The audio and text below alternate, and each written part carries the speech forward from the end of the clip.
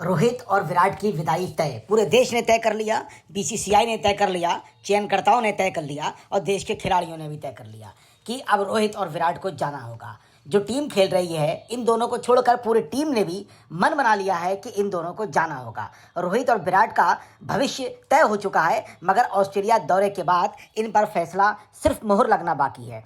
इस वर्ष इन लोगों की जो औसत रहा है वो 30 से भी नीचे रहा है। जहां औसत 70-80 रन का होना चाहिए, वहां दोनों 30 मार्का लोगों ने सिर्फ 30 से भी नीचे औसत बनाया है। दोनों ने कोई भी घरेलू क्रिकेट को वरीयता नहीं दी, किसी भी मैच को खेलने के लिए नहीं गए, लगातार उन्हें नज़रअंदाज किया, बाहर रहे और मैच बाहर से जैसे ही लौटे और आते ही मैच खेलना शुरू कर दिया। कभी अभ्यास को भी तवज्जो नहीं दी। कोहली ने 11 तो रोहित ने 9 साल पहले खेला था रणजी मैच। उसके बाद उन्होंने रणजी खेलने की ज़रूरत नहीं समझी, क्योंकि वो बड़े खिलाड़ी बन चुके हैं। वो जहाज़ से उतरेंगे और आते ही सेंचुरी कर देंगे, ऐसा उनका मानना है।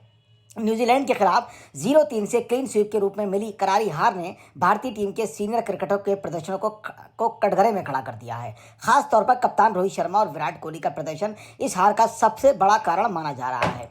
सूत्रों की माने तो बीसीसीआई भी इस हार के बाद उधेड़-बुन में लग गया है और ऐसा भी हो सकता है कि इन दोनों के साथ गौतम गंभीर भी अलविदा हो जाएं। हालांकि बोर्ड ऑस्ट्रेलियाई दौरे तक कड़ा कदम उठाने के मूड में नहीं है, लेकिन ये तय है कि इस दौरे पर सीनियर क्रिकेटरों का प्रदर्शन उनका भविष्य निर्धारित कर सकता है। उसमें रविचंद्रन अश्विन और रविंद्र जडेजा भी शामिल रहेंगे। फिलहाल रोहित और विराट का अलविदा तय है, लेकिन अश्विन और जडेजा भी साथ में फेयरवेल पार्टी में शरीक हो सकते हैं। आपको ये भी पता है 2020 से टेस्ट में जूझ रहे हैं विराट। आज 2020 का मतलब 4 साल हो गए और सूत्र बताते हैं कि भारत विश्व टेस्ट चैंपियनशिप के फाइनल में नहीं पहुंचा तो इंग्लैंड में होने वाली 5 टेस्ट मैचों की सीरीज के लिए 4 सीनियर खिलाड़ियों की छुट्टी तय हो चुकी है। विराट टेस्ट में काफ़ी ख़राब फॉर्म में है। 2020 में उन्होंने 3 टेस्ट में 19.33 के औसत से 74 रन, 2021 में 11 टेस्ट में 28.21 की औसत से 536 रन, 2022 में 6 टेस्ट में 26.50 के औसत से 265 रन, 2023 में उन्होंने 8 टेस्ट में 55.91 के औसत से 671 रन और उसके अलावा उनका बहुत ही दयनीय प्रदर्शन लगातार चलता चला आ रहा है। 2024 के बारे में आपको उनके प्रदर्शन के बारे में स्पष्ट रूप से पता भी है। सूत्रों की माने चयन समिति ने घरेलू सत्र शुरू होने से पहले सीनियर क्रिकेटरों के आगे दिलीप ट्रॉफी में खेलने का प्रस्ताव रखा था, लेकिन रोहित और विराट ने घरेलू क्रिकेट में नहीं उतरने का फैसला लिया। इसमें बोर्ड ने भी ढिलाई दिखाई। उन्हें लगा कि ये दोनों लोग विश्व के सबसे बड़े खिलाड़ी हैं, इनको इस छोटी जगह पर खिलाने से क्रिकेट बदनाम होगा या बीसीसीआई बदनाम होगा या ये दोनों खिलाड़ी बदनाम हो जाएंगे, ऐसा उन्होंने शायद सोचा होगा और इस सोच ने ही भारतीय क्रिकेट को बर्बादी के कगार पर खड़ा भी कर दिया। आप जानते हैं कि दोनों दिग्गजों का बल्ला इस वर्ष भी खामोश रहा है। 2023 तक का मैंने आपको ट्रैक बताया। विराट और रोहित दोनों स्पिन के खिलाफ अच्छे बल्लेबाज माने जाते रहे हैं, लेकिन दोनों ही न्यूजीलैंड के खिलाफ दूसरे बल्लेबाजों के सामने कोई भी उदाहरण नहीं रख पाए और अगर हम बात करें तो उनसे बेहतर सरफराज शुभमन गिल और अश्विन रहे।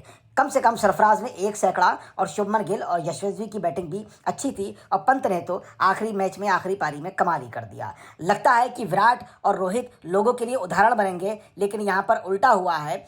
पंत ने लोगों को उदाहरण पेश किया है कि मैच ऐसे खेला जा सकता है, विराट और रोहित की तरह नहीं खेला जा सकता। विराट ने 2024 में 6 टेस्ट में एक अर्धशतक लगाकर 22.72 की औसत से 588 रन बनाए हैं। दोनों ही बल्लेबाज इस वर्ष 30 रन प्रति टेस्ट भी नहीं बना पाए हैं। भारत की हार में इन दोनों की बल्ले से असफलता ने अहम भूमिका भी निभाई है। 2024 में विराट और टेस्ट के प्रदर्शन की अगर हम बात करें तो रोहित शर्मा ने 2024 में 11 मैच खेले, 588 रन बनाए, 29.40 के औसत से 2 सैकड़े और 250 की हैं। विराट कोहली की बात अगर हम करें तो विराट कोहली तो उनसे भी ज़्यादा गए गुजरे साबित टेस्ट में हुए हैं। 2024 में उन्होंने 6 टेस्ट खेले, 250 रन का स्कोर किया, 22.72 के एवरेज से कोई सैकड़ा नहीं लगा पाए। धोखे से 150 उन्होंने न्यूजीलैंड के खिलाफ ही लगा दी थी।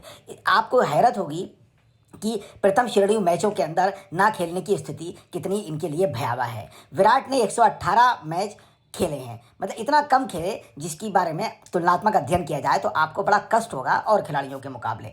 विराट 118 टेस्ट मैच में के साथ में प्रथम श्रेणी के कुल 32 मैच खेले हैं। रोहित शर्मा ने 64 टेस्ट मैच खेले, उन्होंने 61 प्रथम श्रेणी के मैच खेले हैं और अश्विन ने 105 टेस्ट खेल के कुल 56 प्रथम श्रेणी के मैच खेले हैं। ये इन लोगों का ट्रैक रिकॉर्ड रहा है। अगर रणजी की बात करें तो पिछला रणजी आज से 11 साल पहले विराट कोहली ने 2013 में खेला था, यानी 11 साल से फर्स्ट क्लास क्रिकेट में उनका अता पता नहीं है। उन्हें प्रैक्टिस के नाम पे सिर्फ नेट प्रैक्टिस है और सीधे सीधे इंटरनेशनल मैच में उतर जाना है। अगर हम रोहित की बात करें तो उन्होंने भी कम यहाँ पर टाइम नहीं लिया है, वो भी 2015 से प्रथम श्रेणी मैचों से गायब हैं, क्योंकि वो भी बड़े खिलाड़ी हैं। जहाज़ से उतरेंगे, पिच पर जाएंगे और तुरंत सेंचुरी मारकर फिर जहाज़ में कहीं ना कहीं घूमने जाने का उनका प्रावधान रहता होगा। जडेजा की बात करें तो 2018 से उन्होंने भी कोई प्रथम श्रेणी मैच नहीं खेला है। इतना नज़रअंदाज घरेलू क्रिकेट को इन दोनों और जडेजा सहित अश्विन के द्वारा किया गया है। ये चारों खिलाड़ी निश्चित तौर पर बर्खास्तगी की कगार पर हैं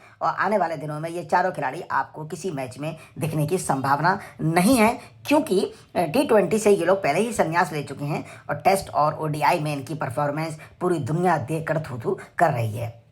इन लोगों के द्वारा घरेलू क्रिकेट को कितना किया गया नज़रअंदाज, आप इस पे ज़रा नज़र डालें। सुने, ऑस्ट्रेलिया हो या इंग्लैंड या दक्षिण अफ्रीका, यहाँ के क्रिकेटर फॉर्म में नहीं होते हैं तो उन्हें उनका क्रिकेट घरेलू क्रिकेट में उतरने के लिए कहता है। भारत में यही चलन कम हो रहा है। स्टार क्रिकेटर घरेलू क्रिकेटर से दूरी बनाकर रखते हैं, लेकिन पहले के मुकाबले ये चलन अब ज़्यादा आम हो गया है। हालांकि इस मामले में कई पुराने दिग्गज मिसाल रख चुके हैं, क्योंकि यहाँ पर इतना पैसा है और इतनी ज़्यादा शोहरत और पॉपुलैरिटी, ताकत मिल जाती है, उसके बाद इन लोगों को घरेलू क्रिकेट बहुत ही गली मोहल्ले का लगने लगता है और उसे ये एक अपमान के रूप में देखते हैं। ये उसे खेलना नहीं चाहते हैं। अगर हम मिसालें देखें तो सचिन तेंदुलकर, सौरभ गांगुली, जहीर जैसे क्रिकेटर 2007 के विश्व कप से पहले मुंबई बंगाल के बीच हुए रणजी ट्रॉफी के सेमीफाइनल में खेले थे।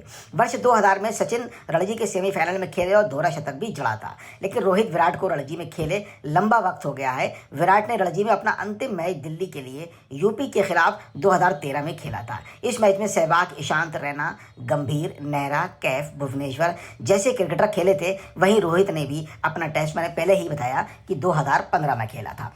फिलहाल ये खिलाड़ी अपने छोटे खिलाड़ियों के लिए कोई नज़ीर भी पेश नहीं कर पाए और इन्होंने भारतीय टीम की भी लुटिया डुबो दी। न्यूजीलैंड को ऐसी खुशी दे दी कि पूरी दुनिया भौचक हो गई है, हैरान हो गई है कि कभी हिंदुस्तान अपनी धरती पर कभी भी 3-0 से कोई मैच नहीं हारा। यहाँ तक टेस्ट सीरीज हराने की कल्पना भी ऑस्ट्रेलिया जैसी टीम नहीं कर पाती थी। वहीं न्यूजीलैंड ने उनको ध्रुव विरोधी हिंदुस्तान को रगड़ कर रख दिया और इतना मायूस कर दिया कि पूरा हिंदुस्तान आज त्राही त्राही कर रहा है। मगर इन खिलाड़ियों को क्या, इनको तो ऐशो आराम से मतलब।